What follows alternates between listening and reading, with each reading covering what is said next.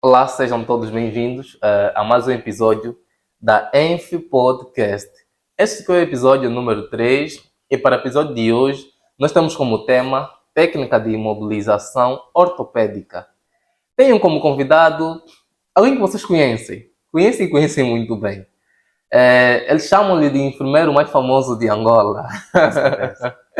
Falo-vos de enfermeiro Adão Comendala. Ele é meu convidado de hoje e juntos vamos falar sobre técnicas de imobilização ortopédica.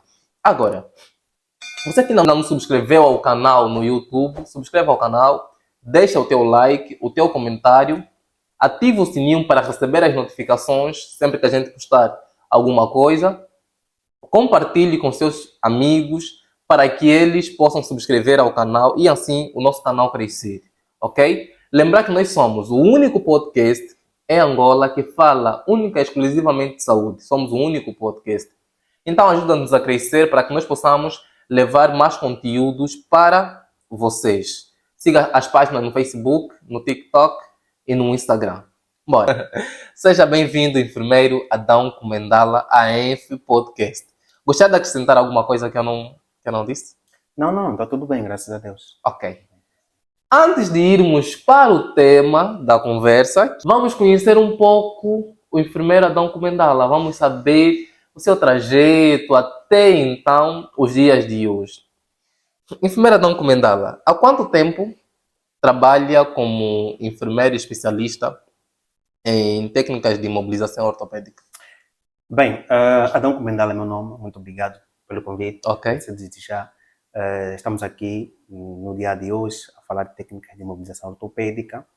Nada mais por dizer, já trabalho nessa área há 3 anos, né, como especialista. Fiz especialidade de 2018 a 2020, 2 anos. Isso é no Hospital Provincial do Bengo, fiz lá a especialidade de técnicas de imobilização ortopédica e depois de lá passei por um concurso público e automaticamente estou trabalhando no Hospital Provincial de Cabinda, atualmente. E pronto, estamos aqui para falar desse tema que é da minha especialidade. Exatamente. E quais são os desafios que enfrenta quais são os desafios que enfrentou ou que tem enfrentado durante todo o teu percurso profissional? Bem, primeiro a dificuldade que eu tive é para fazer especialidade. Foi uma dificuldade que eu tive antes. Porque geralmente a especialidade faz-se em Angola, faz-se geralmente nos hospitais. Não tem uma escola assim, tipo, para fazer especialidade. Estás a ver? Ok. Não faz. E quando eu fiz a especialidade, para fazer especialidade, você tem que ser alguém que é funcionário público. Ok. E na época, quando eu fiz a especialidade, não fui funcionário público. Ok. E aí foi uma graça de Deus também, algumas pessoas me ajudaram Uhum. e consegui fazer a especialidade. E hoje estou aqui, graças a Deus, com alguma dificuldade, mas consegui. Também muitas pessoas podem conseguir, né? Muita E gente agora, pode dizer. agora o Ministério também abriu muita especialidade, tem muitos colegas a fazer a especialidade também Ok. atualmente. E pronto, agora está mais fácil também para muita gente. Mas essas especialidades até agora é feita só nos hospitais, não tem Uma escola, uma não. escola assim que Não. Nenhuma especialidade em Angola tem uma escola para fazer. pode ser. É no hospital. Ok. Faz no hospital, em coparticipação com alguma escola, por exemplo.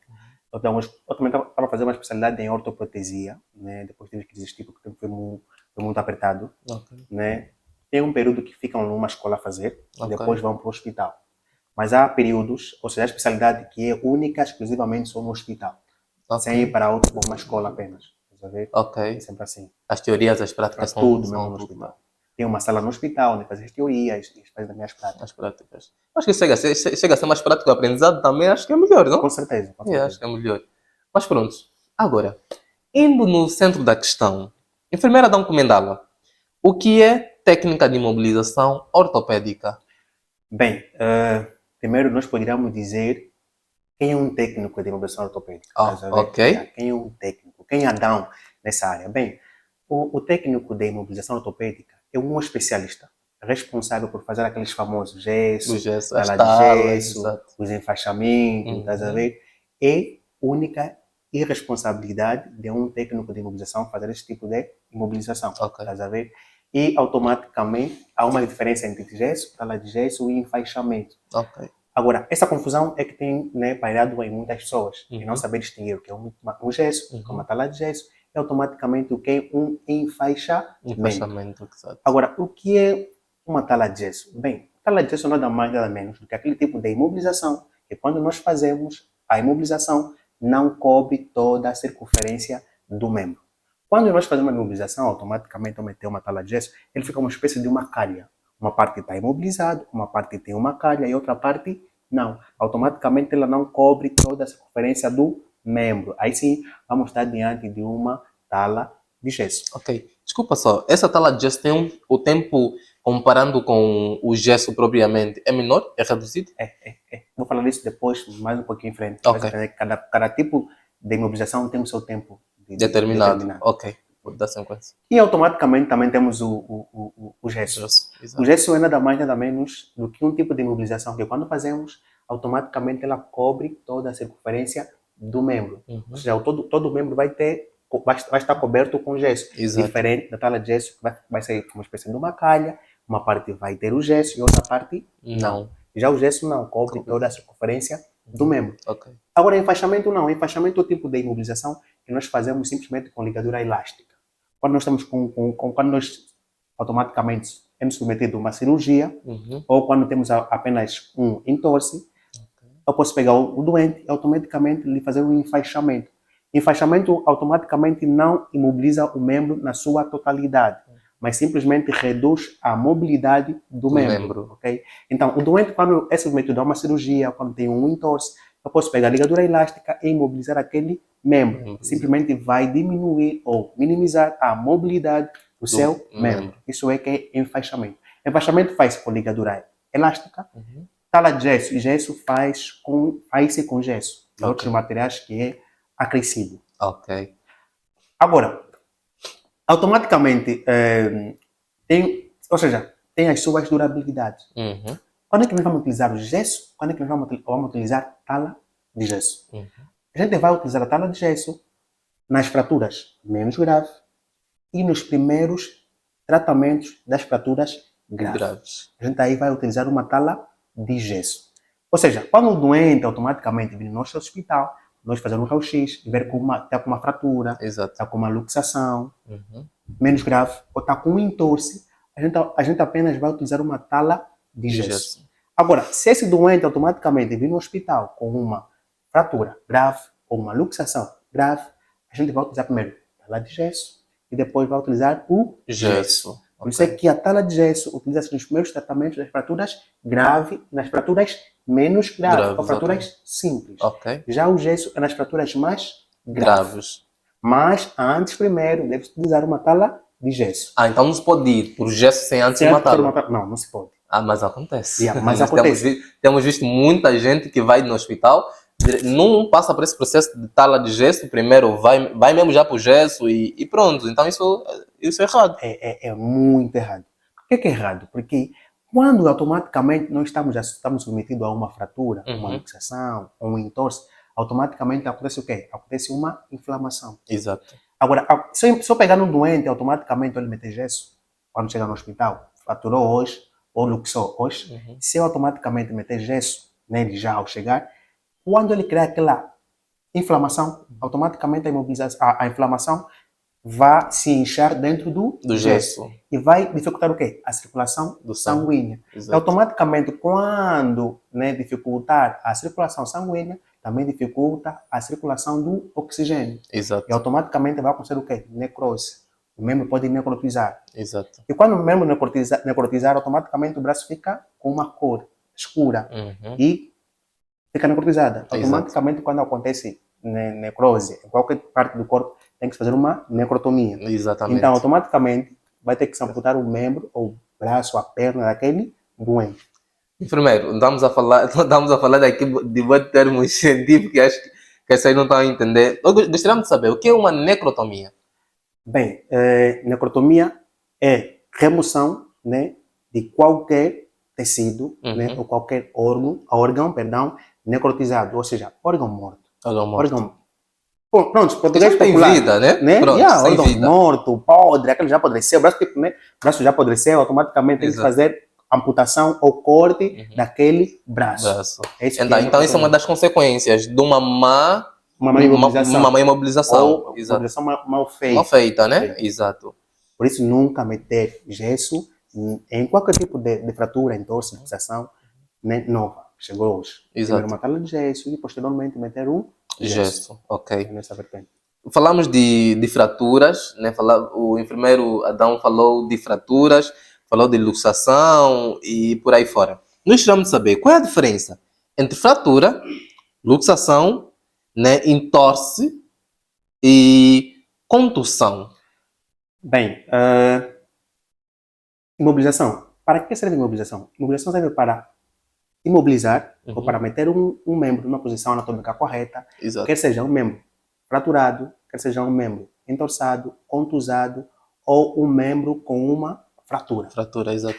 Automaticamente, qual a diferença de fratura, entorse, luxação e contusão? Exatamente. Fratura é nada mais, nada menos do que a descontinuidade de um osso. Geralmente, os nossos ossos são contínuos, estás a ver? Esse é um osso, né? Automaticamente, ela é contínua. Se automaticamente acontecer uma descontinuidade daquele osso, vamos chamar de fratura. Pode ser elas postas ou não. Ou não. Exato. Essa é uma classificação, né? Fratura. Exato.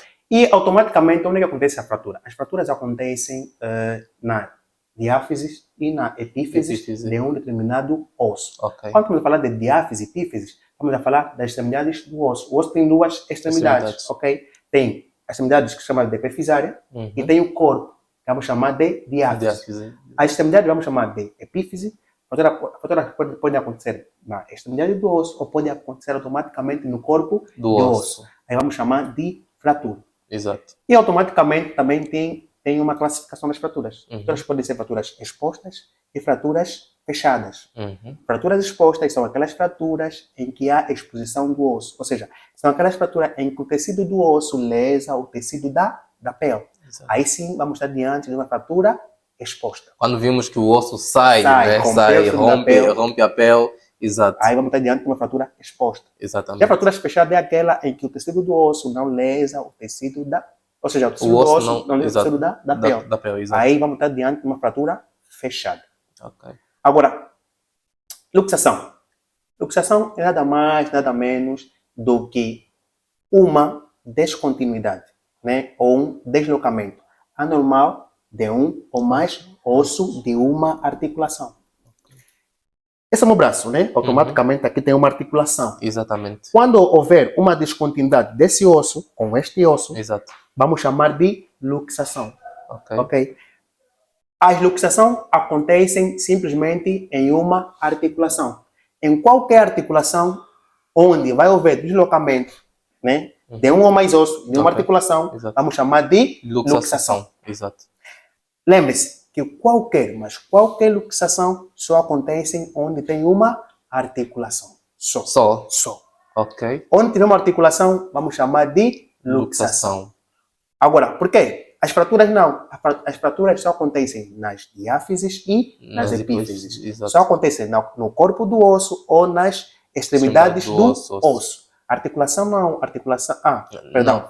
Luxação. Luxação só acontece onde estiver uma articulação. Quando tiver uma articulação, automaticamente vamos chamar de luxação. Ok. E já agora o entorse. Entorse, exato. Entorse é nada mais, nada menos do que meximento ou quando a articulação que liga um osso com outro osso mexe. Os ossos são ligados com outro osso por intermédio de uma cartilagem ou por intermédio de um osso.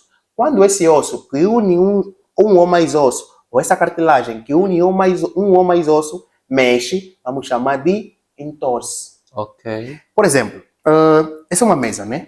Aqui tem um parafuso, por exemplo. Ok.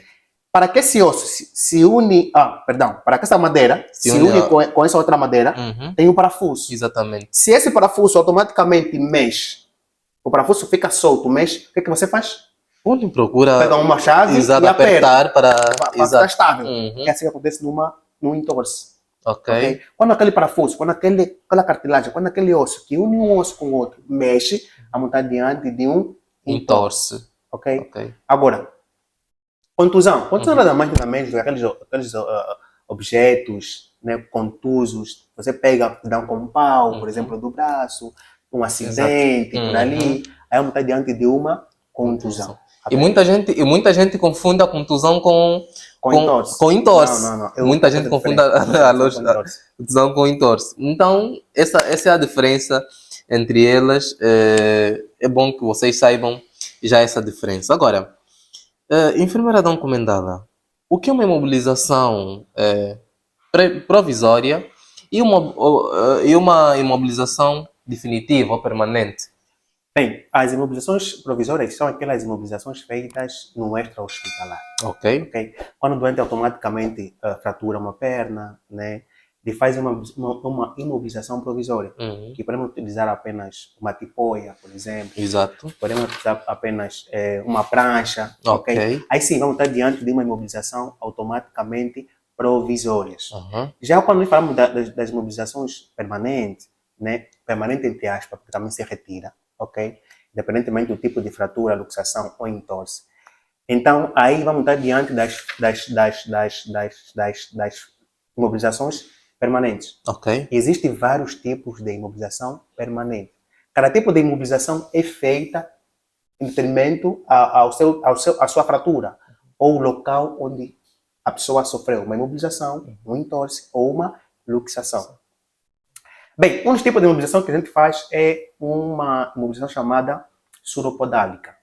Suropodálica ou chamada de bota. Bota. Temos visto muito. Yeah. Quando um doente automaticamente tem uma fratura ou uma luxação do tornozelo, automaticamente nós fazemos um tipo de imobilização chamada suropodálica, ou chamada de bota de gesso. Ok. Ou automaticamente, esses são também a falar dos tipos de imobilização ortopédica. E suropodálica é um dos tipos de imobilização ortopédica. Tá. E também temos uma chamada curopodálica. Tem a suropodálica e tem a curopodálica. Okay. A curopodálica é nada mais, nada menos.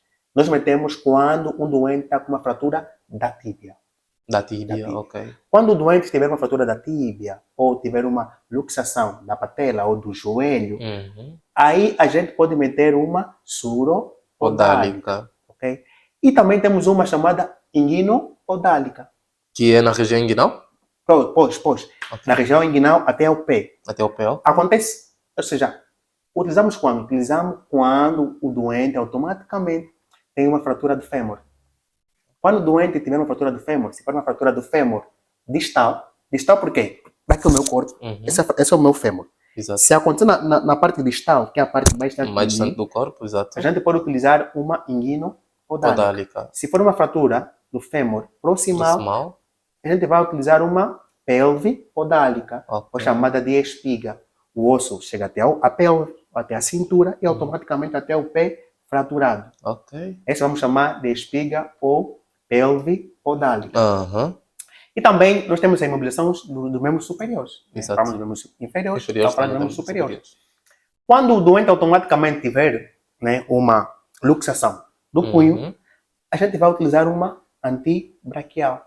É aquele tipo de imobilização em que a imobilização vai imobilizar o punho e chega até ao braço. Ok? Isso aqui é antibraquial. Ok. E também nós temos uma imobilização chamada Verpol. Verpol utilizamos quando o doente automaticamente tem uma fratura do úmero ou se o doente tiver uma luxação automaticamente do ombro. Ok. A gente utiliza uma chamada de camisa. Aquela que fica tipo uma camisa. Exato. Chamamos de Verpol. Verpol. Essa imobilização utilizamos para esses casos. Ok. E nós também temos um tipo de imobilização chamada axilopalmar. Ok. É o nome. Axilopalmar, porque chega até nas axilas. Ok.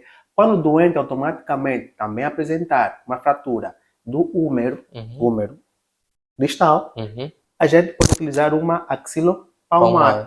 Ou se o doente automaticamente tiver uma luxação do cotovelo, também podemos utilizar uma axilopalmar. Esses são os tipos de imobilização que nós utilizamos. E naquele tipo de acidente que a região cervical é afetada, tem um tipo de imobilização também, né? E será que esta também encontra-se na classificação, não? Bem, quando o doente automaticamente acontece uma luxação, né, da região cervical, Exato. ok? Nós simplesmente usamos colar cervical. Só. Colar cervical. Aquilo Únicas- não é imobilização, é só... É uma imobilização É uma mais imobilização provisória. provisória, Yeah, ok. provisória. Uma imobilização mais provisória. Estás a ver? Utilizamos, já que já vem feito, se você pegar no cervical, meter na posição adequada, ter o queixo, com o ombro, você tem que fazer uma imobilização correta, Ok. uma posição correta do doente, Uhum. e pegar a cervical e mete automaticamente. É só. Ok. Diferente de outros que é preciso fazer com gesso e enfaixamento, aí seria diferente. Uhum. Então, por que serve uma imobilização? Por que serve uma imobilização? Porque nós estamos a falar aqui de imobilização e os telespectadores estão a entender, né? E falamos muito bem, falamos de fraturas, entre outras coisas. A pergunta é mesmo, por que serve uma imobilização? Qual é a finalidade da imobilização? Bem, a imobilização serve para quê? Serve nada mais, nada menos do que colocar um osso na posição anatômica Correta. correta.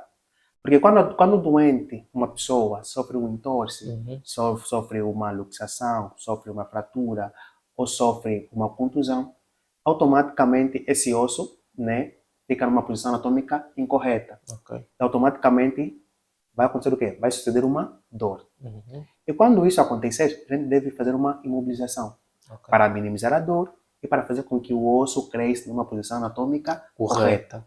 Okay? Esse é o objetivo da Da imobilização. imobilização, ok.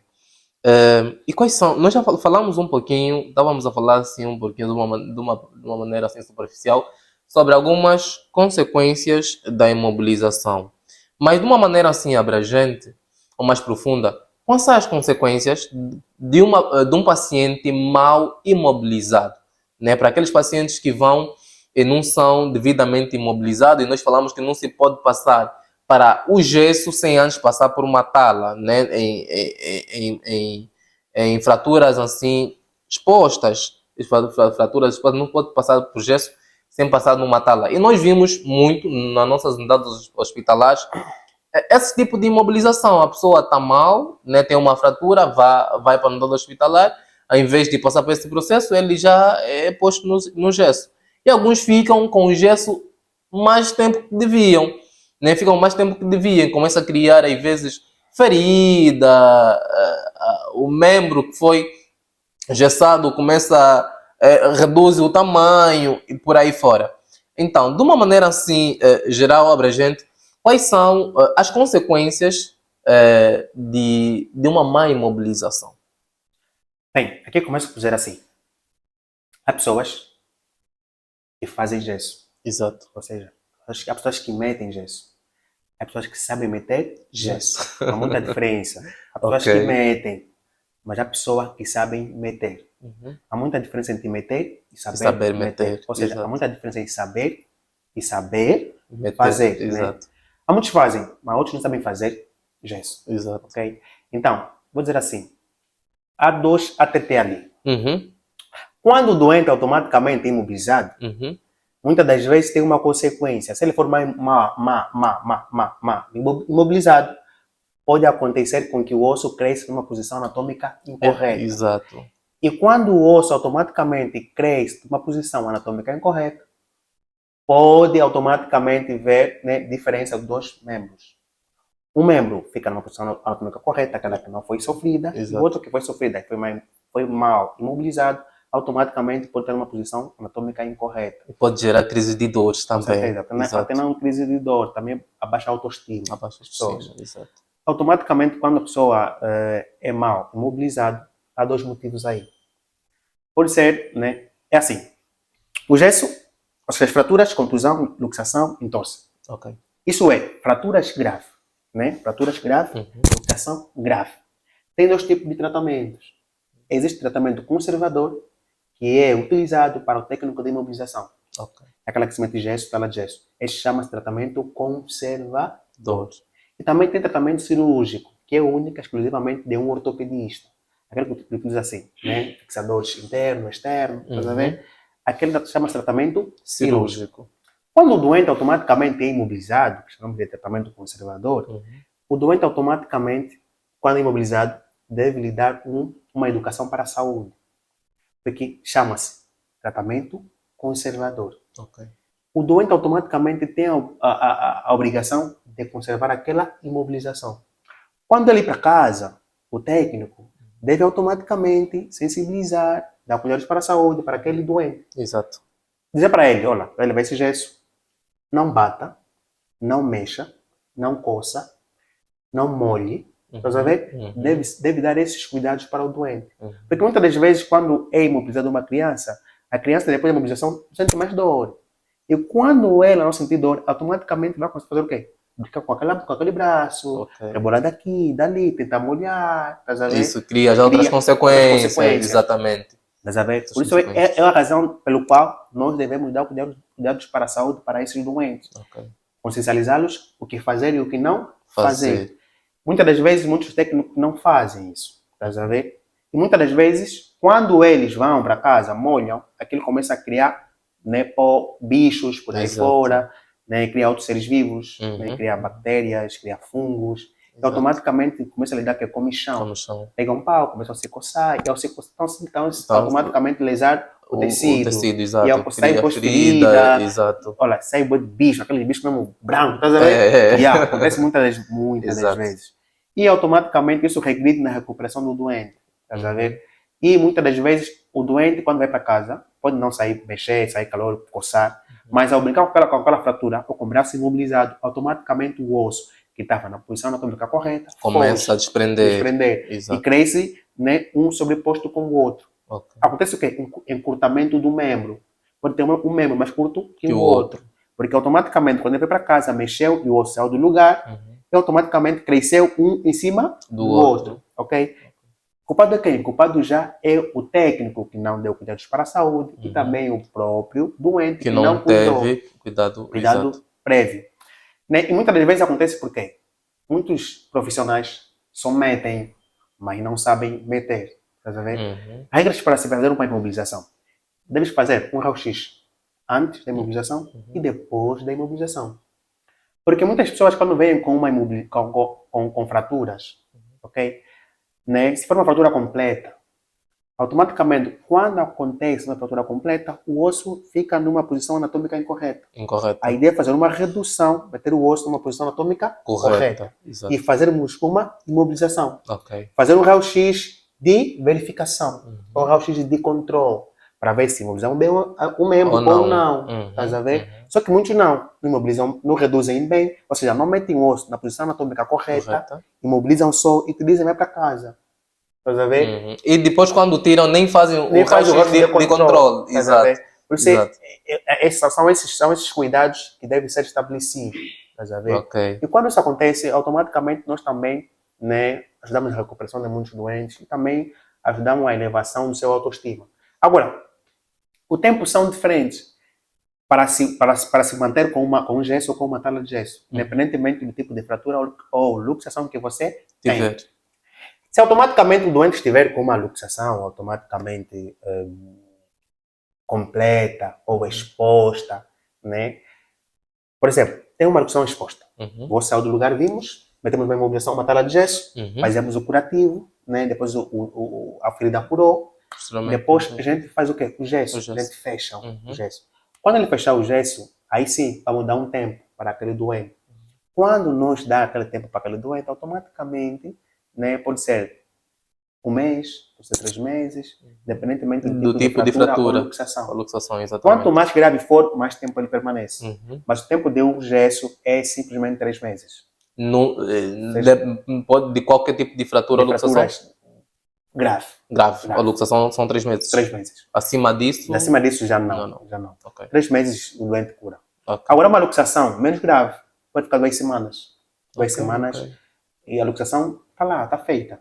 Agora fraturas não, fraturas fechadas, pode ficar com fratura com gesso um mês, um mês, 2 semanas, independentemente da idade da pessoa. Mas se for mais criança, menos tempo.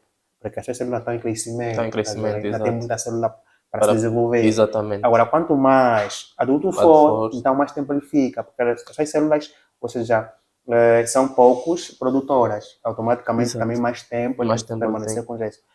E também eu digo para as pessoas, somente gesso não cura. Gesso só não cura.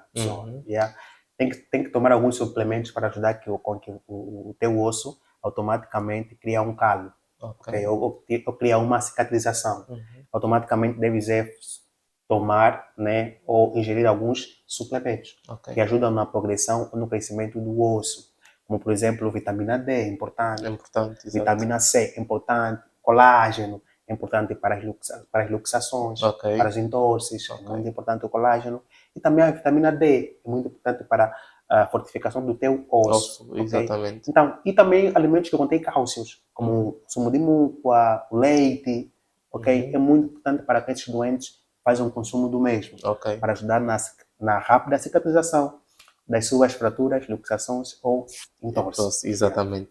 Teve uma situação da minha avó, ela teve uma fratura no fêmur, Certo. exposta no fêmur. Ela foi numa das unidades hospitalares, não vou falar qual, e puseram um gesso de bota. Qual é o nome mesmo? Bota. Isso chama-se bota antirrotatória. Exatamente, bota antirrotatória.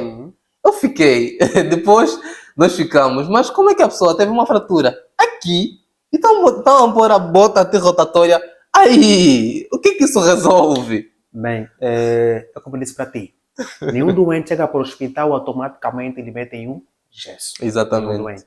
Então, quando o doente automaticamente chega para o hospital, quer seja fratura do fêmur fechada ou exposta, Uhum. a gente utiliza apenas uma bota antirrotatória. Ok. Até que cria uma desinflamação e automaticamente, quando cria desinflamação, ou fazemos o curativo. Até que aquele curativo, a ferida cura, aí sim, nós metemos o gesso. Ok. Ok? O procedimento que fizeram na tua avó é um procedimento correto. Não é incorreto. Não é incorreto? Não, é correto. Olha que eu achava que era É um mesmo procedimento incorreto. correto. Até que a ferida curasse, aí Exato. sim, podiam meter uma pelve podálica ou uma espiga. Ok. Uma espiga. Mas só podiam meter depois da ferida curar. Curar. Ou depois da inflamação reduzir, metiam e faziam uma janela, uma abertura, onde poderiam ter feito os curativos. Ok. Simplesmente assim. Mas entendo uma bota, a finalidade disto é para fazer o quê? Bem, eu disse anteriormente, bota antirrotatória. Ah, Ok? ok. É para mobilizar o membro, ou a Uhum. perna, ou o osso, para não balançar. Exatamente. Ok? Ah, Ele percebi. fica numa posição anatômica correta, esticada, porque metemos o peso, metemos a bota, metemos um peso, ele fica lá esticada. Uhum. Ok? E automaticamente aquilo permite uma tração esquelética, ou seja, tração óssea. Quando você pega a bota antirrotatória, mete no doente, ele faz uma tração. Exato. Quando ele faz uma tração, o osso traciona e fica na posição anatômica correta. Fica lá com peso tracionado. Uhum. Ok? O tempo que ele vai ficar lá na cama, acamada, né, o osso está a crescer. Exato. E também vão fazer o curativo. Ok? Ok. E posteriormente, quando o curativo passar, ou quando tem uma desinflamação, aí sim, metem gesso Meter um gesso. e ela fica boa normalmente. Ok. Olha, que eu pensava que esse procedimento Não, era incorreto. não é incorreto. Às vezes a ignorância é que Com certeza. nos faz errar muito. Que conselho deixaria para os profissionais os profissionais de saúde, especificamente os que estão nessa área de gesso, né, os técnicos de imobilização, e para a população em geral, né, que não tem muito conhecimento quanto à imobilização e que tem essas práticas de coçar, não proteger bem a imobilização e por aí fora. Bem, começar por dizer assim. Para um profissional, né, que é um técnico de imobilização, primeiro que ele deve fazer é amar o que faz. Amar o que faz e saber também que um doente que vem no nosso hospital é pai de alguém, é sobrinho de alguém, é irmão de alguém, é tio de alguém, é família de alguém. Uhum. E que outras pessoas precisam dela. Se ela automaticamente estiver com o braço fraturado, nós devemos imobilizar ou fazer um tratamento adequado para esse doente, para posteriormente fazer as habilidades ou o trabalho que fazia com aquele braço. Devemos simplesmente pensar, se fosse a minha mão, se fosse meu pé, estás a ver? É isso que eu peço para as pessoas que são técnicos de imobilização ortopédica. Agora, para os doentes, sobretudo doentes de cabina, né? Aqueles doentes de cabina, sobretudo, para eles. Ok. Olha, é muito triste que eu vejo. Muitos doentes de cabina, quando têm fraturas, têm luxação, têm entorse, eles vêm para o hospital. Nós dizemos para ela, estás com luxação, estás com entorse, estás com fratura, vamos te imobilizar, vamos te fazer uma cirurgia. Exato. Muitas das vezes os doentes de lá negam. A cirurgia? Negam cirurgia, negam gesso. O medo. Medo até não. Okay. Não é medo, eles vão aonde? Ah, vão nas tias. ok. As tias das periferias. Entendo. E automaticamente fazem neles massagem. Uhum. Fazem a massagem nos pés deles. E não cura. Não cura mesmo, não cura. Não.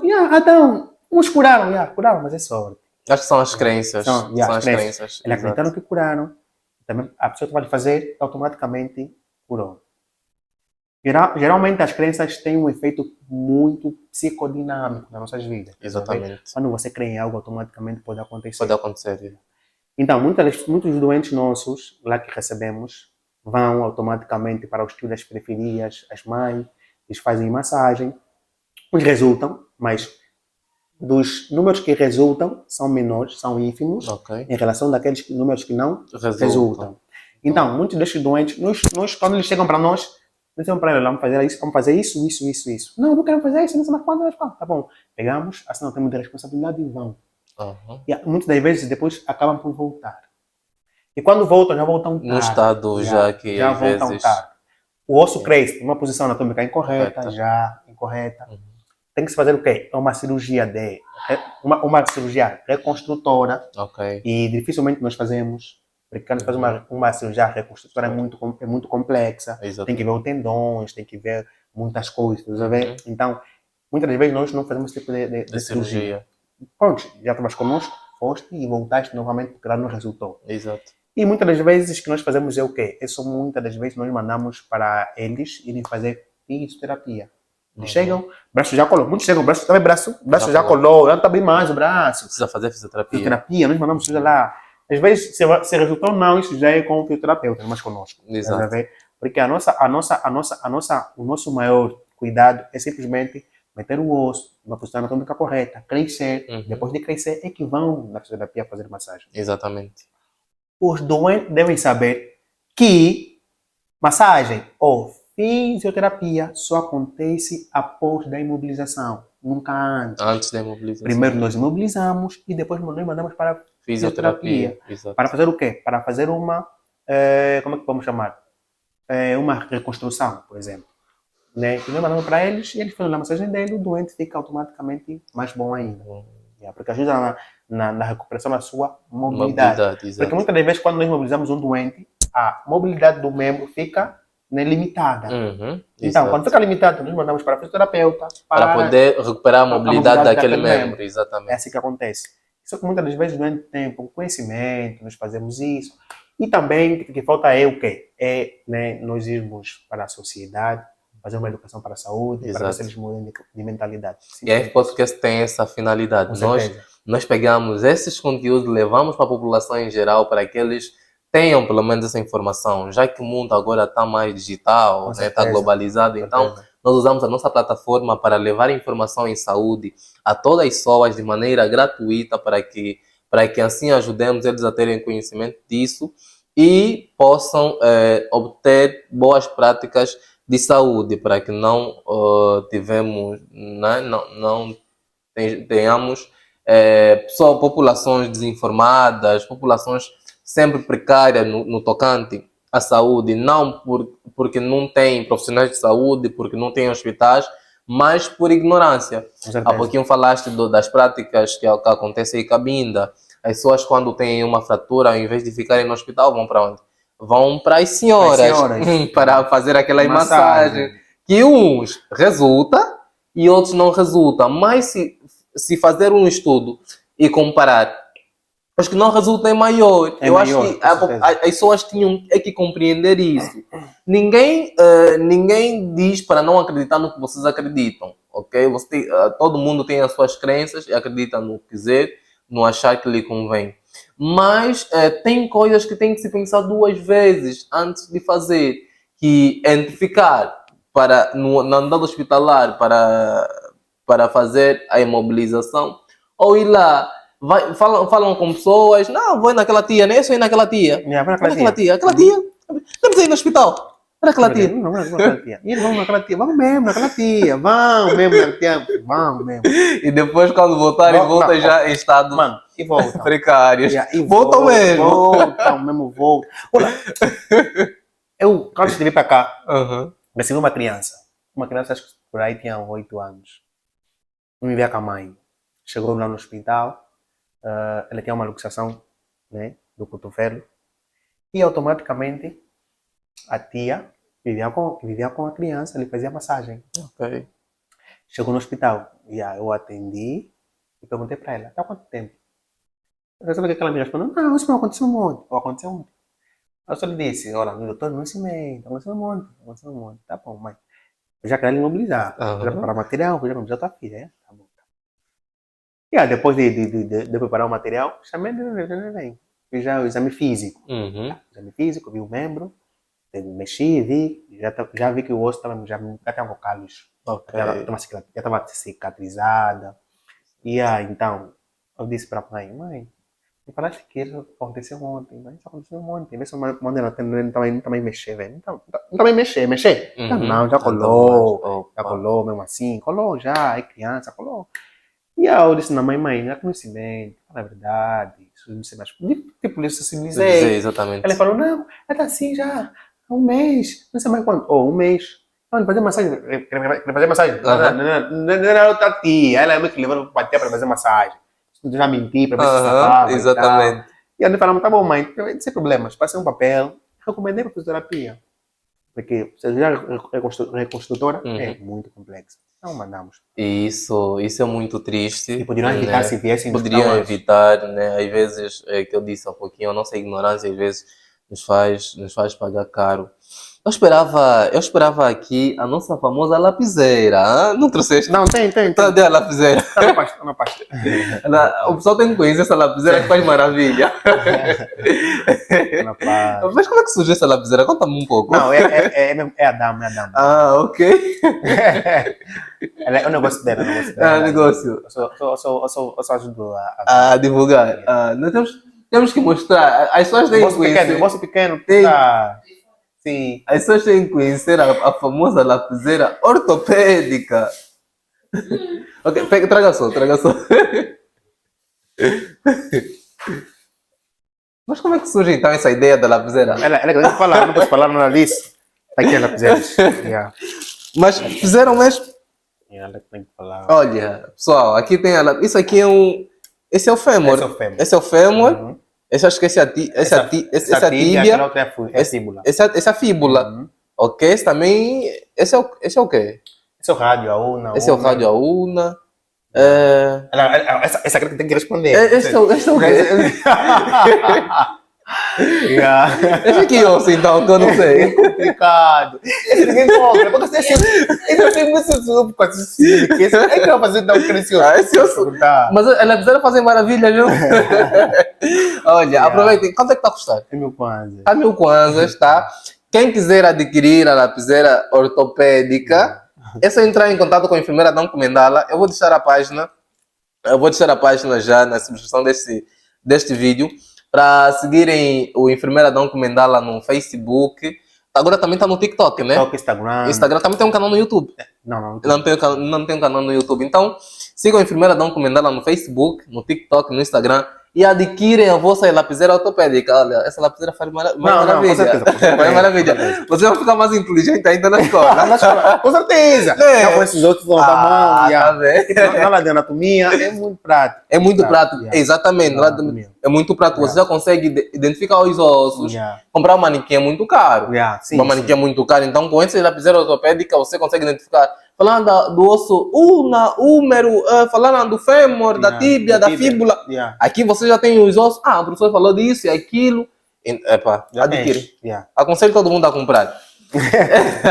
Com certeza. Boa. Então, este foi mais um episódio da Enf Podcast com a enfermeira Dom Comendala. Foi um prazer gravar esse episódio com a enfermeira Dom Comendala. Veio de longe, de Cabinda, voou.